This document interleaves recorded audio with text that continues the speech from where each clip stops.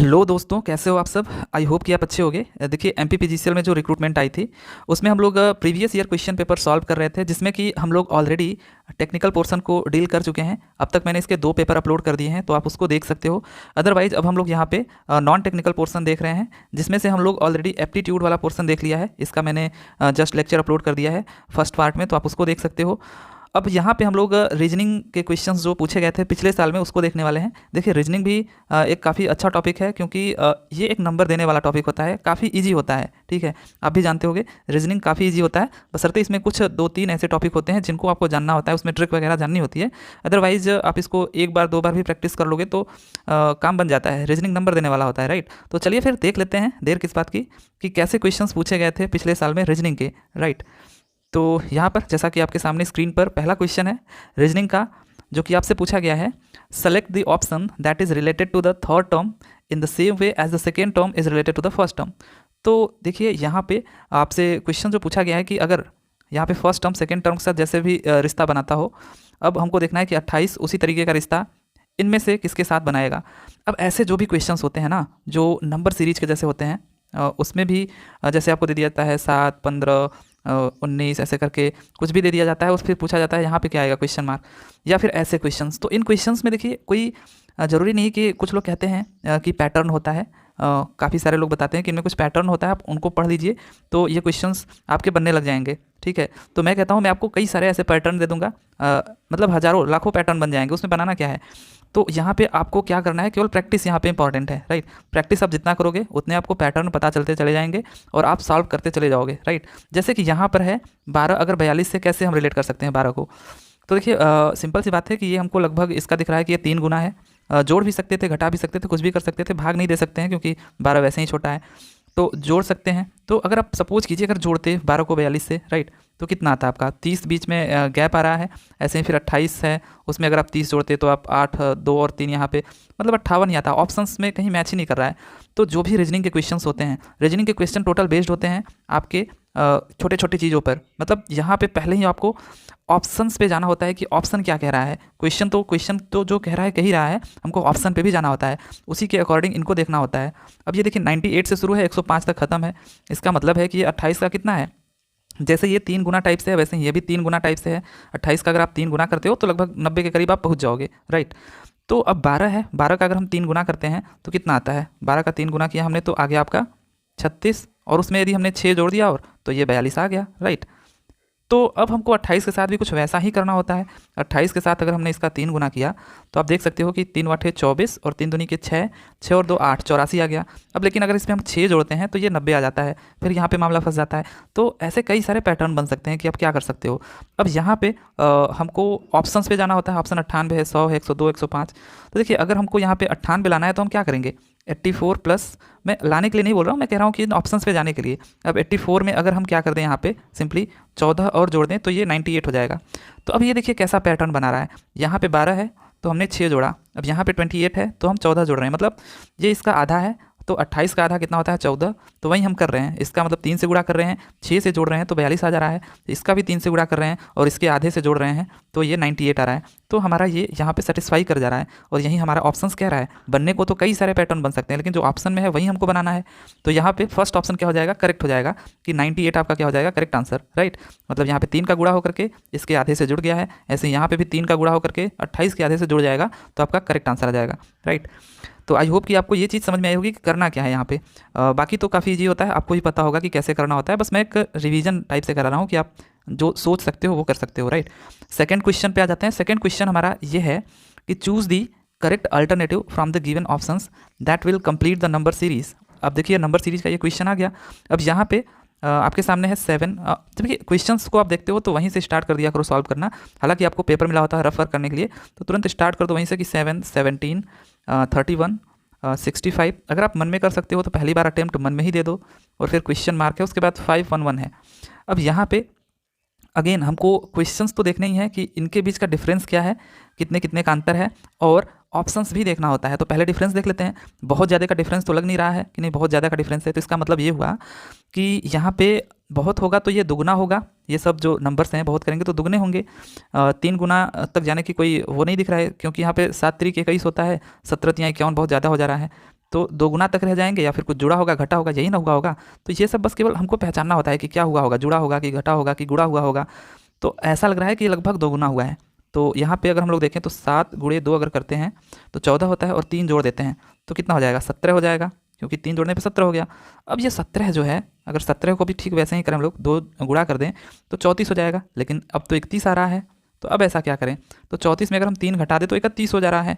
ऐसे ही 31 का अगेन हमको क्या करना है, 2 से गुणा करना है, और 2 से गुणा करने पे ये कितना आ जाएगा, 2 एकम 2 और 2 3 6, दैट मीन्स 62, राइट। और 62 में अगर हम 3 जोड़ देते हैं यहाँ पे, ठीक है, तो कितना हो जाएगा यहाँ पे 65। तो ये देखिए आ गया। मतलब हो क्या रहा है, एक बार 3 जुड़ रहा है, एक बार 3 घट रहा है, फिर जुड़ रहा है, फिर घटेगा। मतलब बार बार आप जो भी संख्या है उसका 2 से गुणा कर रहे हो, मतलब 2 गुना कर रहे हो, और एक बार 3 जोड़ रहे हो, फिर घटा रहे हो, जोड़ रहे हो, फिर घटा रहे हो। तो अब हमने जोड़ा था यहाँ पे 65 लाने के लिए, राइट। अब 127 लाने के लिए हम क्या करेंगे, घटाएंगे, फिर जो क्वेश्चन मार्क है उसको लाने के लिए क्या करेंगे, जोड़ देंगे। तो अगेन जो 127 है हमारा, वहाँ पे 2 से गुणा करके हम लोग जोड़ देंगे। तो क्या होगा यहाँ पे, 2 7 14 और 2 दूनी के 4, 1 5 और 2 1 2, और यहाँ पे हमको जोड़ देना है 3, क्योंकि अभी हमने यहाँ पे जोड़ा था, यहाँ पे घटाएंगे फिर जोड़ेंगे क्वेश्चन मार्क के लिए। तो 254 प्लस 3 कितना आ जाएगा, 257। सो सेकंड ऑप्शन क्या हो जाएगा, करेक्ट हो जाएगा। ये तो देखिए इजी इजी चीज़ें हैं, बन जा रही हैं। अदरवाइज आपको ऐसे कई सारे पैटर्न देखने को मिलेंगे, तो आप इसमें ये नहीं कह सकते कि नहीं कुछ ही पैटर्न होते हैं, इनको अगर आप याद कर लो तो जल्दी हमारा क्वेश्चन बन जाएगा। ऐसा बिल्कुल भी नहीं है, ये टोटली बेस्ड है रीजनिंग प्रैक्टिस पे। जितना प्रैक्टिस करोगे उतने ही आपको यहाँ पे पैटर्न पता चलते चले जाएंगे, राइट। सो यहाँ पे सेकंड ऑप्शन इसका करेक्ट था। बढ़ जाते हैं अगले क्वेश्चन पे। अगला जो क्वेश्चन है हमारा थर्ड क्वेश्चन, देखिए अगेन अलग टाइप का ये क्वेश्चन है हमारा, और इसको सॉल्व करने का क्या तरीका है, कैसे हम जल्दी इसको सॉल्व कर सकते हैं। यहाँ पे आपसे पूछा गया है which one set of letters when sequentially placed at the gaps in the given letter series shall complete it. और यहाँ पे हमको सिंपली ये जो यहाँ पे डैश डैश डैश है, इनको फिलअप करना है, राइट। तो कैसे हम इसको करें, इसको करने का ये तरीका है कि जैसे ही आपको ये दिखे, मैं यहाँ पे थोड़ा बड़ा कर देता हूँ, यहाँ पे डैश आर एस, फिर यहाँ पे डैश, फिर पी आर, उसके बाद डैश, उसके बाद क्यू, डैश डैश, उसके बाद है एस, फिर यहाँ पे है क्यू, फिर पी, फिर आर, फिर एस, उसके बाद भी एक डैश है। तो अब यहाँ पे देखिए अब अगर आपको लगे कि लिखना है तो एक बार ऐसे लिख लो, लेकिन यहीं पे आप इसको काउंट कर लो कि ये कितने हैं टोटल लेटर।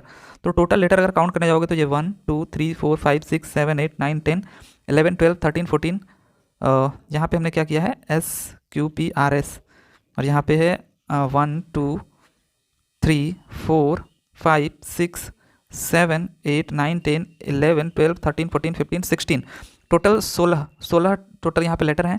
अगर 16 लेटर आपको जैसे ही पता चल जाता है तो आपको क्या करना है कि आपको ये पता हो गया कि ये जो लेटर होते हैं ना, हमको जो यहाँ पे सेट करना होता है, ये कुछ लेटर के बाद रिपीट करते हैं। वही हमको सेट करना होता है कि कैसे हम इसको कंप्लीट करें कि एकदम सीक्वेंस में आ जाए, और एक पर्टिकुलर लेटर जाने के बाद हमको ये रिपीट करना शुरू कर जाए। तो 4 लेटर यहाँ पे 4 का पेयर बनेगा, है कि नहीं। तो 4 का पेयर बनने के लिए हमको 5वां लेटर देखना होगा। देखिए फर्स्ट सेकंड थर्ड फोर्थ, अब 5वां ये पी है। इसका मतलब है कि पहला जो लेटर शुरू हुआ होगा वो कंफर्म है कि पी से शुरू हुआ होगा। तो अब आप ऑप्शंस पे जाओगे, देखिए ऑप्शंस पे बेस्ड होता है ये सब क्वेश्चन। तो ऑप्शन में तो हर एक ऑप्शन में आप देख सकते हो कि पी से ही शुरू हुआ है, राइट। तो यहाँ पे पहला तो मिशन फेल हो गया। अब अगले पे जाते हैं हम लोग कि अगला जो हमारा है आर होगा, तो आर तो है, ये भी कोई दिक्कत नहीं है। लेकिन अब यहाँ पे जो हमको भरना है, फिलअप करना है, ये तो पी हमने फिलअप कर दिया, चलिए पी सब में था। लेकिन यहाँ पे क्या फिल करें, पी आर यस, यहाँ पे जो फिल करेंगे वो ऑलरेडी भरा हुआ है कि सॉरी ऑलरेडी इसको हमको फिल करना है तो नहीं पता है कि नहीं। तो पी आर सॉरी यहाँ पे जो फिल करना है ये दे दिया, देखिए एस हमको फिल करना है यहाँ पे, राइट। तो अगर हमको यहाँ पे एस फिल करना है और ये पी फिल हो गया, तो इसका मतलब ये है कि यहाँ पे एस था, इस वजह से हमको ये पता चल रहा है कि यहाँ पे हमको एस फिल करना है, राइट। तो पी आर एस, और ये वाला अभी तक हमको नहीं पता चला, तो ये इसके जस्ट बाद वाला देखिए क्यू, क्योंकि हमको 4 ही लेटर तो बनाना था। तो ये हो गया पी क्यू एस। अब आप देखिए रिपीट कर रहा है P R S Q, P R S Q, यहाँ पे भी होगा आपका पी आर एस क्यू, फिर उसके बाद यहाँ पे पी आर एस क्यू। इसका मतलब ये है कि आपको फिल करना है P Q S P R. तो देखिए कहाँ पे है P Q S P R, और लास्ट में क्यू। इसका मतलब थर्ड ऑप्शन यहाँ पे क्या हो जाएगा, करेक्ट हो जाएगा। ये तो मैं बताने के लिए बता रहा हूँ, इस वजह से इतना टाइम लग रहा है। अदरवाइज पहले आपको क्या करना है, यहाँ पे जितने लेटर हैं उनको एक बार काउंट कर लेना है जल्दी से। उसके बाद आपको पेयर बना लेना है। 16 है तो 4 का।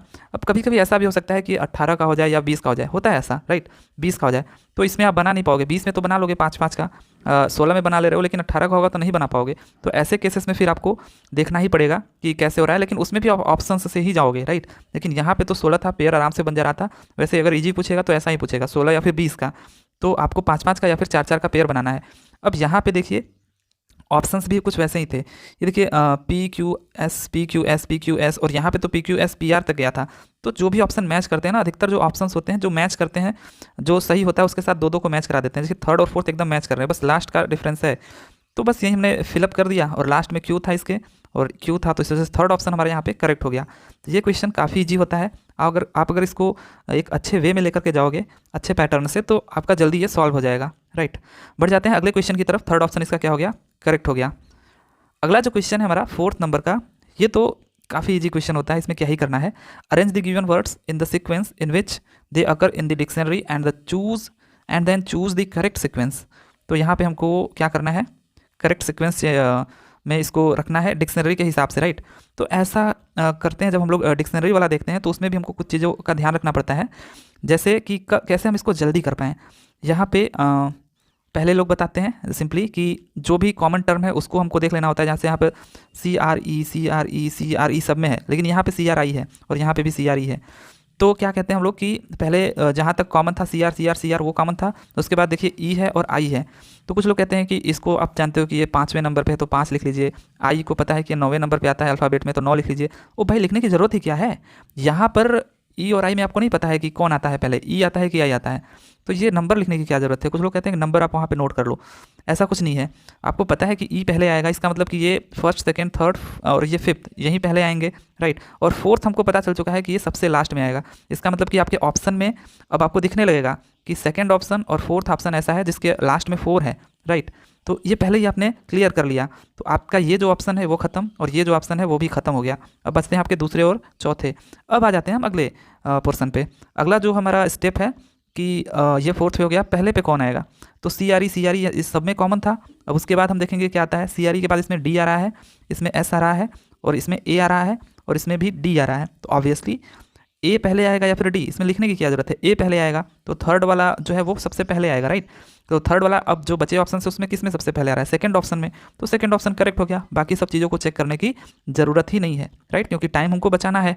1 मिनट से भी कम का टाइम होता है इन सब एग्जाम्स में, आपको पता ही है। तो सेकंड ऑप्शन यहाँ पे क्या हो जाएगा, करेक्ट हो जाएगा, राइट। चलिए बढ़ते हैं अगले क्वेश्चन पे, ये तो काफ़ी ईजी होता है। अगला क्वेश्चन देखिए हमारा एज रिलेशन से आ गया यहाँ पे कि 5th क्वेश्चन है। इसको भी देखिए करने का जो तरीका है मैं आपको इसका शॉर्टकट भी बताऊंगा, लेकिन उससे पहले हम लोग इसको ट्रेडिशनल वे में देखेंगे कि कैसे सॉल्व करते हैं।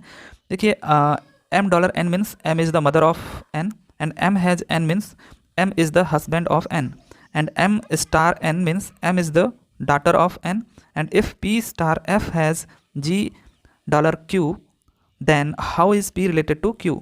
देखिए ऐसे क्वेश्चंस को कैसे करते हैं, मैं आपको पहले ट्रेडिशनल वे बताता हूँ, उसके बाद एक शॉर्टकट भी बताऊंगा, वो भी आपको एक उस स्टेप तक लेके छोड़ देगा जहाँ तक आप इजीली इसको कर सकते हो या फिर आंसर भी दे देगा। तो करना क्या है, यहाँ पे $M है, तो पहले तो ट्रेडिशनल वे $M मतलब कह रहा है कि M is mother of N, तो आप इसको नहीं देखना है, आपको सीधा यहाँ पे आ जाना है। यहाँ पे जो क्वेश्चन है, क्वेश्चन में आपका ये है कि P*, आपको ये सब लिखना नहीं है, आपको डायरेक्ट यहीं से देखना है, P*F फिर हैज G, उसके बाद है आपका ये डॉलर और ये Q। तो हमको P पूछ रहा है how is P related to Q, P Q से कैसा रिलेशन रखता है। तो यहाँ से शुरू करते हैं कि P*F है, तो स्टार का मतलब क्या है यहाँ पे, M*N means M is the daughter of N, ठीक है, M is the daughter of N, मतलब P क्या है, डॉटर है F का, तो यहाँ पे F हो गया, F का डॉटर यहाँ पे कौन है, P, और P फीमेल पता चल गया क्योंकि डॉटर है, F का भी पता नहीं है। फिर कह रहा है F has G, has G का मतलब कि M has N means M is the husband of N, मतलब F जो है वो G का हस्बैंड है। तो ये लीजिए G का हस्बैंड हो गया, इसका मतलब ये मेल हो गया और ये फीमेल हो गया। मेल को आप लोग क्या करते थे, रेक्टेंगल से रिप्रेजेंट करते हो या फिर स्क्वायर से, और ये जो फीमेल होती है उनको सर्किल से, राइट। अगला हमारा क्या है कि $Q का मतलब M is the mother of N, तो यहाँ पे मदर का मतलब ये हो गया कि ये जो $Q है, G is mother of Q, तो G is mother of Q, Q हमारा यहाँ पे है राइट, मदर ऑफ क्यू। अब क्यू नहीं पता है कि क्यू क्या है, लेकिन G is mother of Q, तो हमने ऐसा लिख दिया राइट। अब हमसे पूछ रहा है कि पी और क्यू में क्या रिलेशन है, पी और क्यू में क्या रिलेशन है। तो ये दोनों देखिए क्या है, हस्बैंड वाइफ है, और ये उसकी लड़की है राइट, लड़की है।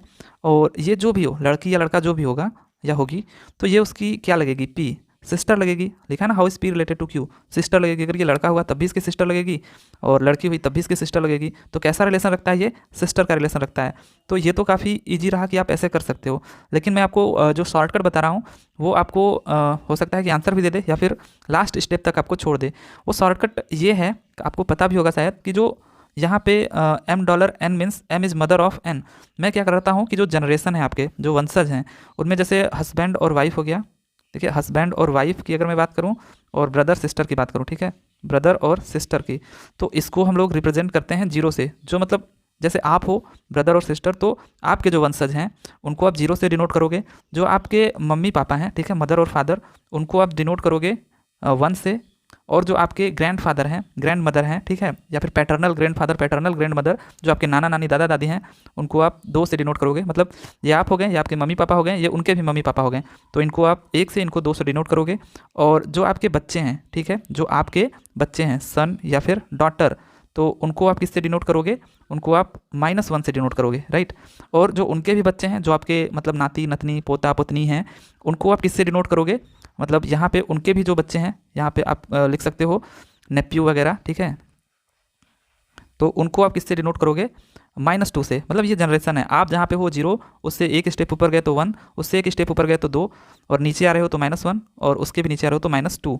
अब देखिए यहाँ पे हमको पी का रिलेशन क्यू से पूछा है, तो स्टार का मतलब क्या है, स्टार का मतलब यहाँ पे है, कहाँ गया स्टार, ये रहा, कि m is the daughter of n। Star का मतलब डॉटर में आप जाओगे, सन और डॉटर यहाँ पे क्या है, -1 से डिनोट हो रहे हैं, तो ये आपका -1 हो गया।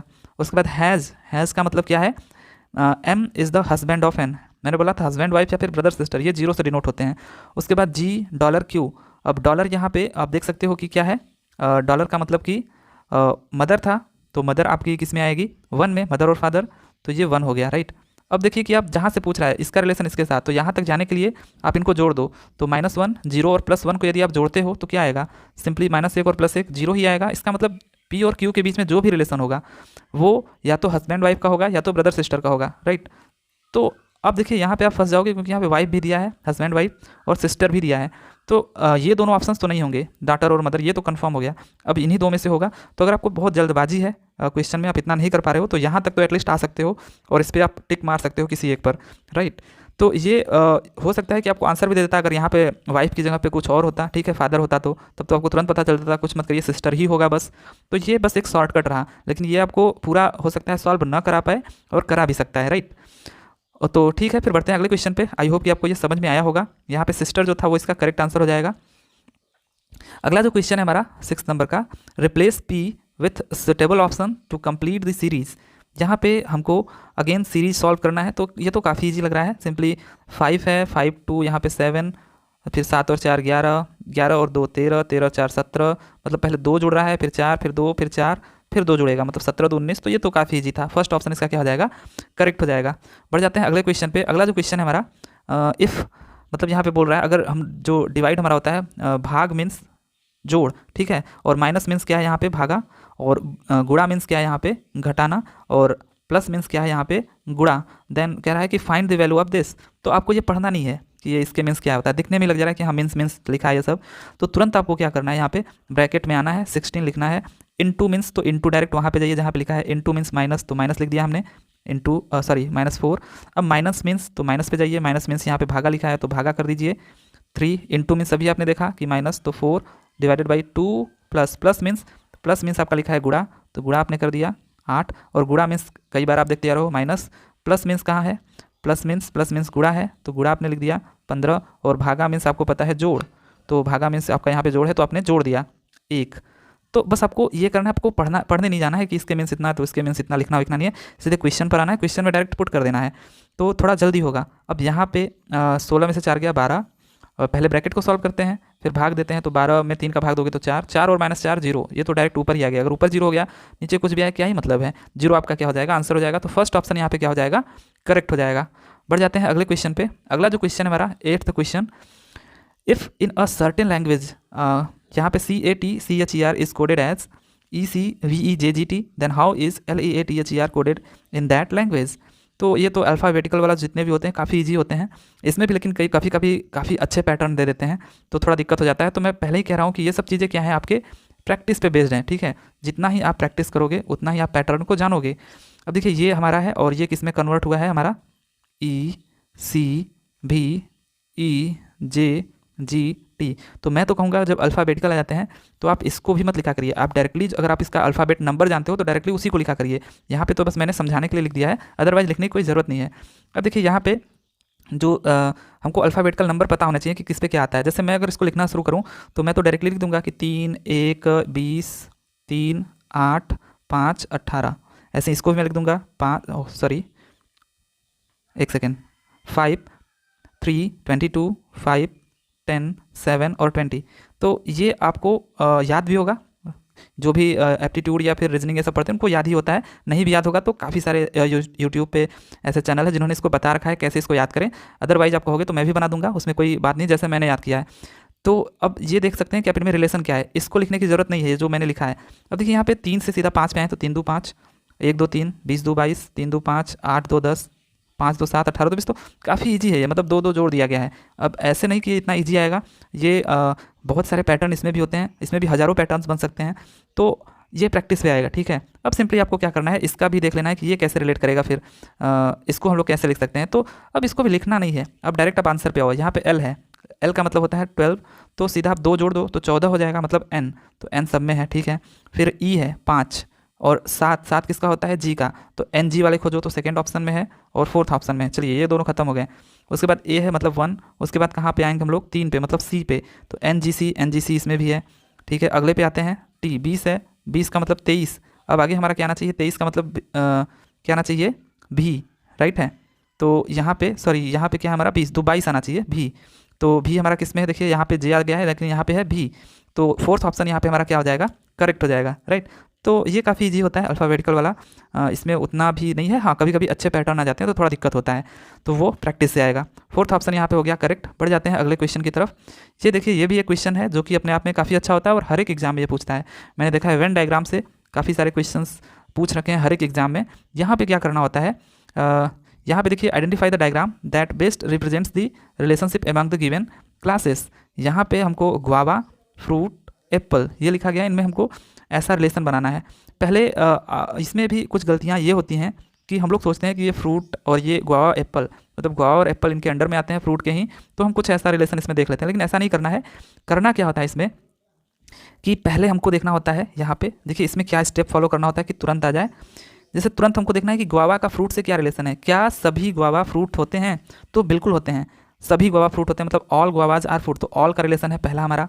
दूसरा, अगर हम गुआवा को एप्पल से देखें, ठीक है, तो क्या सभी गुआवा फ्रूट्स एप्पल होते हैं, बिल्कुल नहीं। क्या सभी एप्पल गुआवा होते हैं, बिल्कुल नहीं। तो इसमें सम का भी रिलेशन नहीं बन रहा है और ना ही इसमें ऑल का रिलेशन बन रहा है। तो कोई भी एप्पल गुआवा नहीं होता है, कोई भी सेव अमरूद नहीं होता है और कोई भी अमरूद सेव नहीं होता है, इसका मतलब नो का रिलेशन बन रहा है, ठीक है। तो यहाँ पे नो का रिलेशन बन रहा है। दूसरा, तीसरा हम लोग देखते हैं फ्रूट का इस एप्पल के साथ, क्या सभी फल सेव होते हैं, ऐसा तो नहीं है, लेकिन सभी एप्पल फल जरूर होते हैं।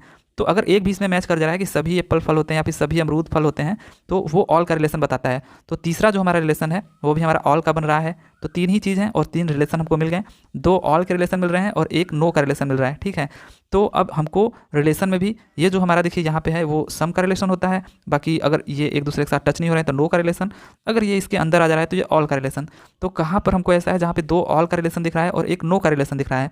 तो देखिए यहाँ पे नो का रिलेशन, यहाँ पे 1 नो का रिलेशन दिख रहा है और ये पूरा इसमें कैद है, इसका मतलब ये 1 ऑल का रिलेशन है, ठीक है। सो थर्ड ऑप्शन यहाँ पे क्या हो जाएगा हमारा, करेक्ट हो जाएगा। यहाँ पे एक भी अगर आ गया हमारा कि सभी अमरूद फल होते हैं, भले ही सभी फल अमरूद ना होते हो, लेकिन एक भी चीज़ आ गया कि सभी अमरूद फल होते हैं, तो ये ऑल का रिलेशन हो जाएगा, राइट। सो थर्ड ऑप्शन यहाँ पे क्या हो जाएगा, करेक्ट हो जाएगा। बढ़ जाते हैं अगले क्वेश्चन पे। अगला क्वेश्चन जो हमारा है ये भी काफ़ी ईजी है। इन the given figure the triangle represents graduates, ठीक है, ये ग्रेजुएट्स को रिप्रेजेंट कर रहा है। रेक्टेंगल रिप्रेजेंट्स डॉक्टर, तो ये जो रेक्टेंगल है वो डॉक्टर को रिप्रेजेंट कर रहा है। एंड सर्किल रिप्रेजेंट्स वुमन, तो ये हमारे वुमन को रिप्रेजेंट कर रहा है W से। So then what is the number of those woman who are graduates but not doctors. तो हमको बताना है कि what is the number of those women, हमको औरतों का संख्या बताना है जो कि ग्रेजुएट्स हैं बट डॉक्टर नहीं है, ठीक है। तो ग्रेजुएट हमारे ये ट्रायंगल वाले हैं, ठीक है, तो ये आ गया, ये खत्म। बट डॉक्टर नहीं है, तो डॉक्टर वाला हमारा क्या है, ये रेक्टेंगल है, तो रेक्टेंगल वाले को भी हटा दो, तो रेक्टेंगल में 3 और 4 ही हट गए, बचा हमारा 2 सिंपली, तो 2 हो जाएगा, ठीक है। 2 ही केवल नंबर हैं, तो ये काफ़ी ईजी था, ये तो आपको आता ही होगा। सो इसका सेकंड ऑप्शन क्या, सॉरी फोर्थ ऑप्शन क्या हो जाएगा, करेक्ट हो जाएगा। बढ़ जाते हैं अगले क्वेश्चन पे। अगला जो क्वेश्चन है हमारा कि Parineeta introduced a man to her husband Mukund and said he is the son of my father's sister's mother's only son, how is the man she introduced related to her. तो ये भी देखिए क्वेश्चन हमारा जो एज से है, ये क्वेश्चन काफ़ी अच्छा है। ऐसे क्वेश्चंस में जो कि किसी की ओर संकेत कर रहा होता है कि भाई देखो वो जो फोटो में दिख रहा है, या फिर वो जो है ना, वो मेरे लड़के के पापा, वो मेरे लड़के के पापा के, ऐसे वैसे जो भी। तो ऐसे क्वेश्चंस में थोड़ा सा ये अच्छा क्वेश्चन होता है इन कंपेरिजन टू दोज जिसमें कि केवल सिंपली पूछ दिया होता है कि मेरे मम्मी के, पापा के, चाचा के, ऐसे करके। तो उससे ये थोड़ा सा अलग लेवल होता है इसका कि Parineeta introduced a man to her husband, कि हस्बैंड मुकुंद। अब देखिए यहाँ पे जो जो चीज़ें नोन है उनको हमको लिख लेना है। कैसे इसको सॉल्व करना होता है जल्दी, कि क्या है, परिणीता इंट्रोड्यूस्ड अ मैन, यहाँ पे हो गया परिणीता, जिसको हम PR से सिंपली डिनोट कर रहे हैं। तो Parineeta introduced a man, man का भी पता नहीं तो इसको आपको नहीं लिखना है, टू हर हस्बैंड मुकुंद। अब इसका हस्बैंड मुकुंद है तो ये आ गया मुकुंद, ठीक है, ये मुकुंद हो गया, ये मेल हो गया और ये फीमेल हो गई, मुकुंद। एंड सैड, और कहती है ही is the son of my father's sisters mother only son. तो अब ये कह रहे हैं कि ही इज़ द सन ऑफ माई, यहाँ बोलो ना माई फादर्स, तो माई फादर्स का मतलब ये जो कह रही है, तो इसके फादर यहाँ पे आ गए, ठीक है, ये हो गया फादर, माई फादर्स सिस्टर, अब इनकी बहन ये हो गई, ठीक है, इनकी बहन ये हो गई सिस्टर्स, सिस्टर्स मदर्स, अब सिस्टर की मदर ये हो गई, ठीक है, ये हो गई उनकी मदर, मदर्स ओनली सन। तो ओनली सन का क्या मतलब होता है, ओनली सन का मतलब होता है कि ये मदर है, उसकी एक ये बेटी है और इसका ये एक बेटा है, क्योंकि ये भाई बहन है, तो ओनली सन का मतलब यही है, ठीक है, ये ओनली सन। तो कह रहा है ही is the son of my fathers, मेरे जो पिता है उनका क्या है, वो बेटा है। कह रहा है कि मेरे ही is the son of my fathers, he is the son of my fathers, मतलब ये मेरे पिता के बहन की माता के ओनली पुत्र का पुत्र है। तो ये उनके पुत्र का, ये उनके पुत्र का, देखिए ये ओनली एक पुत्र है, तो एक ये तो बेटी हो गई, लेकिन एक पुत्र तो यहाँ पे आ जाएगा ना, ठीक है, तो ये उसका क्या हो गया, सन हो गया। अब यहाँ से आप सिंपली देख सकते हो कि हमसे पूछा जा रहा है how is the man she introduced related to her. ये जो how is the man she introduced related to her, जिसको वो इंट्रोड्यूस कर रही है, इसी को तो कर रही है कि वह मेरे पापा के, बहन के, मम्मी की के केवल पुत्र का पुत्र है। तो अब इसका इसके साथ क्या रिलेशन है, क्या रिलेशन है यहाँ पे आप देख सकते हो सिंपली। तो ये भाई का रिलेशन है कि हाउ इज़ द मैन, जिसको वो इंट्रोड्यूस करे वो कैसे उससे रिलेट करता है, तो भाई, ठीक है। सो यहाँ पे इसका जो करेक्ट आंसर हो जाएगा वो क्या हो जाएगा, ब्रदर, राइट। आई होप कि आपको ये समझ में आया होगा कि आपको क्या करना होता है। जो आपको पता है उनको लिख लीजिए, फिर जो नहीं पता है वो अननोन है उसको छोड़ दीजिए, जो जो कह रहा है उसको कहते चले जाइए, राइट। बढ़ जाते हैं अगले क्वेश्चन की तरफ। अगला जो क्वेश्चन है हमारा 12th नंबर का, in a certain code FIVE is written as 3587, more is written as 9467, how is movie written in that code. तो जब ऐसे क्वेश्चंस आ जाते हैं इसमें कोडिंग में नंबर्स कुछ हैं, तो यहाँ पे सिंपली ये तो काफ़ी इजी क्वेश्चन हो गया, FIVE, और यहाँ पे है आपका 3587 से डिनोट किया गया है। उसके बाद है MORE, ये आपका डिनोट किया गया है 9467। तो इसमें ये लिखने की भी ज़रूरत नहीं है, ये तो सबसे इजी क्वेश्चन है, MOVIE। तो आपको यहीं पे देख लेना चाहिए था कि M किससे डिनोट हो रहा है 9 से, O किससे डिनोट हो रहा है 4 से, V किससे डिनोट हो रहा है 8 से, I किससे डिनोट हो रहा है 5 से, E किससे डिनोट हो रहा है 7 से। तो 94857, सो 94857 फर्स्ट ऑप्शन यहाँ पे करेक्ट हो जाएगा। काफ़ी इजी क्वेश्चन।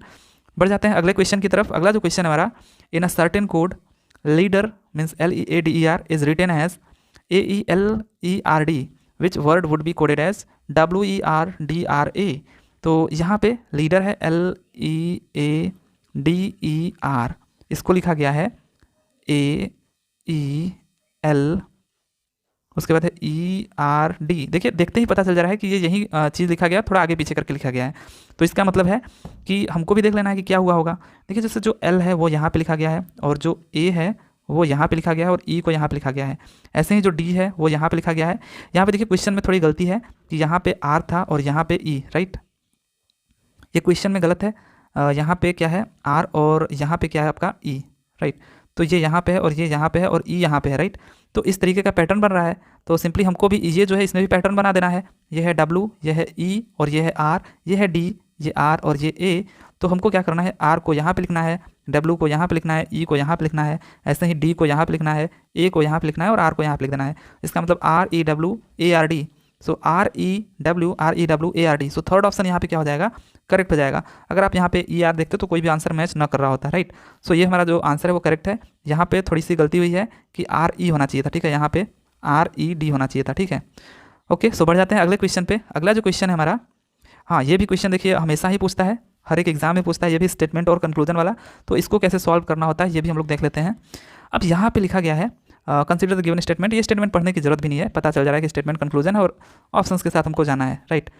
तो स्टेटमेंट यहाँ पे है कि all chairs are tables and some tables are desks and all desks are almirahs.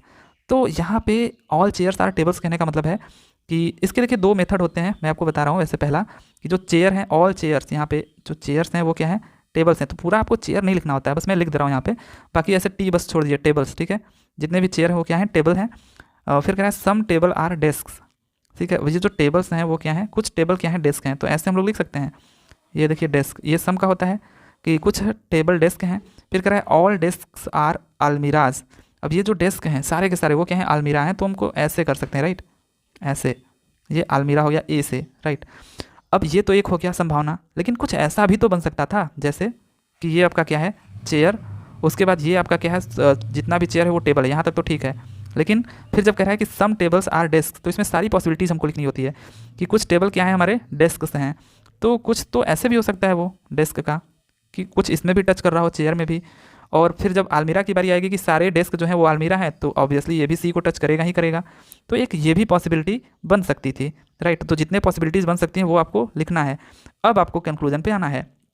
पहला कंक्लूजन हमको क्या कह रहा है कि सम अलमीराज आर चेयर्स, कुछ जो अलमीरा है, यहाँ पे ए बाहर वाला, ठीक है, ए कह रहा है वो चेयर हैं, कह रहा है कुछ अलमीरा क्या है, चेयर हैं। तो इसमें तो दिख रहा है कि कुछ अलमीरा ये सी में हैं, लेकिन इसमें नहीं दिख रहा है, ठीक है। एक पॉसिबिलिटी है कि नहीं है, तो ऐसा कोई भी स्टेटमेंट गिवन नहीं है कि जिसमें ये बात प्रूफ हो रही हो। तो ये हमारा क्या हो सकता है, गलत हो जाएगा। सही भी हो सकता है कब, जब ऐसा हो, ठीक है। तो इसमें दोनों भी मान के चल रहा हूँ। अब अगला हमारा है सेकंड कि सम अलमीराज आर टेबल्स, कुछ अलमीरा हमारे क्या है, टेबल है। देखिए काफ़ी अच्छा क्वेश्चन होता है ऐसा, सम अलमीराज आर टेबल, क्या कुछ अलमीरा यहाँ पे टेबल हैं।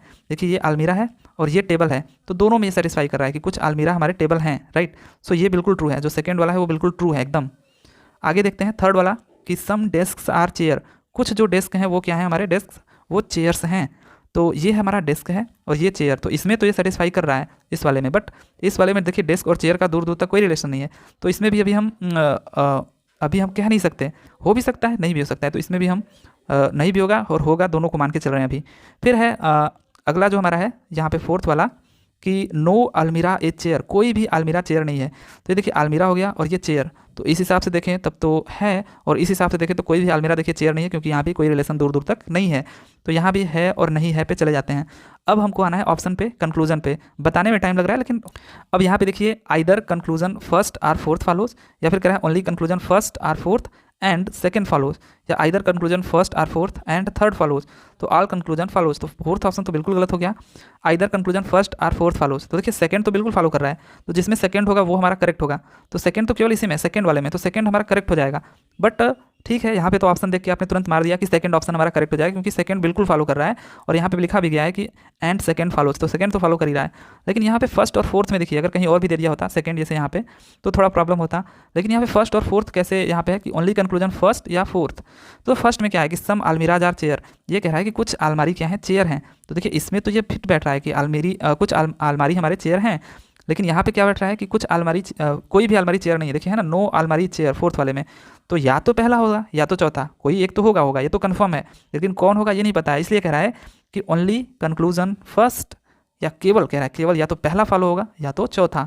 इस वजह से ये भी हमारा ऑप्शन क्या है, करेक्ट है। तो सेकंड ऑप्शन हमारे यहाँ पे क्या हो जाएगा, करेक्ट हो जाएगा। बाकी में आप देख सकते हो इसमें जैसे आइदर कंक्लूजन फर्स्ट और फोर्थ कह रहा है या तो ये, लेकिन कह रहा है थर्ड फॉलो, तो थर्ड तो फॉलो ही नहीं कर रहा है। सम डेस्क आर चेयर, इसमें पॉसिबिलिटी है दोनों होने की, तो इस वजह से हमारा सेकंड ऑप्शन क्या हो जाएगा, करेक्ट हो जाएगा। अब इसका एक और मेथड होता है, देखिए यहाँ पे मैं यदि आपको बताऊँ तो एक टीचर हैं जिनका नाम पीयूष वर्षाय करके है, और वो काफ़ी अच्छे टीचर हैं रीजनिंग के। अगर आपको पढ़ना हो तो आप उनसे एक बार ज़रूर पढ़ें। उन्होंने बताया है ये कि ऑल और सम वाला, ऑल सम नो ऐसे कुछ होता है। तो उन्होंने ये बताया है कि ये बिना आप सर्किल बनाए भी आप इसको सॉल्व कर सकते हो। कैसे? वो ऑल और सम का उन्होंने एक पैटर्न बताया है कि कब ऑल और ऑल हमारे सम और सम से कट जाएंगे तो कब नेगेटिव होगा, नेगेटिविटी आएगी, कब पॉजिटिविटी आएगी। बहुत अच्छे से उन्होंने इसको समझा रखा है, तो आप वहाँ से जा करके भी देख सकते हो, और वो कभी गलत आंसर नहीं देगा। लेकिन उसमें यह है कि आप अगर उसको 1 महीने के लिए इसको छोड़ देते हो तो फिर से भूल जाता है, राइट। तो इस वजह से वो मुझे थोड़ा सा लगता है कि वो कहीं भूल ना जाए। तो ये सर्किल वाला तो कभी भूलेगा नहीं, क्योंकि इसमें जो जो कह रहा है वही हमको करना होता है, राइट। तो आप सर्किल वाले को प्रीफर कर सकते हो। बढ़ जाते हैं अगले क्वेश्चन की तरफ। अगला जो क्वेश्चन है हमारा 15 नंबर का, इफ़ क्यू डिनोट्स भागा that means divide, and J denotes गुणा, R denotes plus, and S denotes minus, then what is the value of 15 J 12 Q 4 R 9 S 3। Again यहाँ पे हमको ये सब पढ़ना नहीं है, जैसे ही दिखे तो आपको स्टार्ट हो जाना है। यहाँ पे 15 लिखना है, जे को हमको देखना है, जे क्या कर रहा है, गुणा बता रहा है, जे डिनोट्स, और फिर 12 लिखना है, क्यू क्या डिनोट कर रहा है, भागा, भागा पे, फिर 4, ये सब नंबर देने वाले क्वेश्चन है। आर क्या डिनोट कर रहा है यहाँ पे, प्लस, और 9, उसके बाद एस क्या डिनोट कर रहा है हमारा, एस डिनोट माइनस, उसके बाद क्या है 3। तो सबसे पहले भाग देते हैं, तो ये 3 हो गया, फिर 15 का गुणा करते हैं उसके बाद, तो 45 हो गया, 45 और 9 कितना हो गया, 54 हो गया, फिर 3 घटा दिया हमने तो 51 हो गया। तो थर्ड ऑप्शन क्या हो गया, करेक्ट। तो ये सब नंबर देने वाले क्वेश्चन है, इसमें कुछ है नहीं। सॉरी। यहाँ पे जो 16th क्वेश्चन है उसको देख लेते हैं। Simply the following equation are solved on the basis of a certain system using the same system, pick the correct answer from amongst the 4 alternative for the unsolved question. तो अब देखिए यहाँ पे 653 equals to 70, 472 equals to 69, 354 equals to this. तो इसमें भी देखिए कई सारे पैटर्न बनते हैं। ये भी हमारा कुछ उसी तरीके का क्वेश्चन है, नंबर सीरीज की तरह का ही, कि अगर हम 6, 5 और 3 लिखते हैं तो ये 70 के बराबर है, तो कैसे आया, और 4, 7, 2 अगर हम लिखते हैं तो ये 69 के बराबर है, ये कैसे आया, ये हमको पता करना है। तो इसमें क्या होता है, डिजिट का खेल है, क्योंकि इक्वल टू 70 कब आएगा, जब इनको हम गुणा करेंगे या फिर जोड़ेंगे या फिर घटाएंगे, या गुणा करके जोड़ेंगे, स्क्वायर करेंगे, भाग करेंगे, कुछ भी करेंगे, इन्हें डिजिट में ही करना है। तो 70 लाना है हमको। 70 लाने के लिए हमको क्या करना चाहिए, या तो हम इसका स्क्वायर कर सकते हैं, जैसे 56 30 या 90 हो जा रहा है, तो ये चीज़ तो कट गया, 56 30 3 33 हो रहा है, ये भी कट गया। या फिर 6 का स्क्वायर करके 5 जोड़िए, 3 को स्क्वायर करके जोड़िए, कुछ भी ऐसा वैसा होता है। तो बस वही पैटर्न आपको बनाना होता है। अब ऐसे क्वेश्चंस में यहाँ पे देखिए क्या किया गया है, 6 है, 5 है, 3 है, तो 6 का स्क्वायर करते हैं 36, 5 का 25 और 3 का 9। जब आप इसको जोड़ोगे तो आपका देखोगे आप यहाँ पे 36, 25 और 9, तो कितना हो जाएगा, ये सिंपली 70 आ जा रहा है। तो सिंपली हमको क्या करना है, इनका स्क्वायर करना है और जोड़ देना है, ठीक है। इनका स्क्वायर करना है और जोड़ देना है डिजिट का। तो ऐसे यहाँ पे 4 का स्क्वायर 16, 7 का स्क्वायर 49 और 2 का स्क्वायर 4। जब आप इनको जोड़ोगे तो 16 और यहाँ पे 4 20, और 20 और 49 आपका 69 हो जाएगा। सो ये 69 आ जा रहा है भी इसको स्क्वायर करके जोड़ने पर। तो 3 5 4 को भी कर देना है, तो 3 3 के 9, 25 और ये 4 चौके 16। तो ये आपका हो गया 16 9 25 25 50। तो 50 आपका यहाँ पे क्या हो जाएगा, करेक्ट आंसर हो जाएगा, ठीक है। तो ये भी काफ़ी इजी क्वेश्चन था, लेकिन अगेन वही चीज़ कि इसमें पैटर्न होता है, और पैटर्न आपको प्रैक्टिस करने से ही पता चलेगा, राइट। तो आई होप कि यहाँ तक आपको समझ में आया होगा। तो काफ़ी अच्छे अच्छे क्वेश्चंस थे। और देखिए नंबर सीरीज के जितने भी क्वेश्चन होते हैं, या फिर जो कहते हैं कि पैटर्न आप पढ़ लो, वो पैटर्न पढ़ने से नहीं होगा, प्रैक्टिस करने से होगा। रीजनिंग के जितने भी क्वेश्चन हैं सब प्रैक्टिस पे बेस्ड होते हैं। और रीजनिंग में आपको जब भी क्वेश्चन मिले तो आप 3 4 वहाँ पे क्या करिए, ज़्यादा से ज़्यादा 4 या 5 अटैम्प्ट दीजिए। अगर वो नहीं आता है, जैसे आप इसको दे रहे हो, तो तुरंत अगले क्वेश्चन पे जाइए, उनको बात के लिए छोड़ दीजिए, राइट। ये नहीं कि उसमें लगे पढ़ें और आपका टाइम वेस्ट हो जाता है। और टाइम बहुत ज़्यादा इंपॉर्टेंट है, एक बार एग्जाम बीत गया तो दोबारा आएगा नहीं, राइट। ठीक है, फिर चलिए मिलते हैं अगले वीडियो में अगले टॉपिक के साथ। तब तक के लिए thank you, tata, bye bye.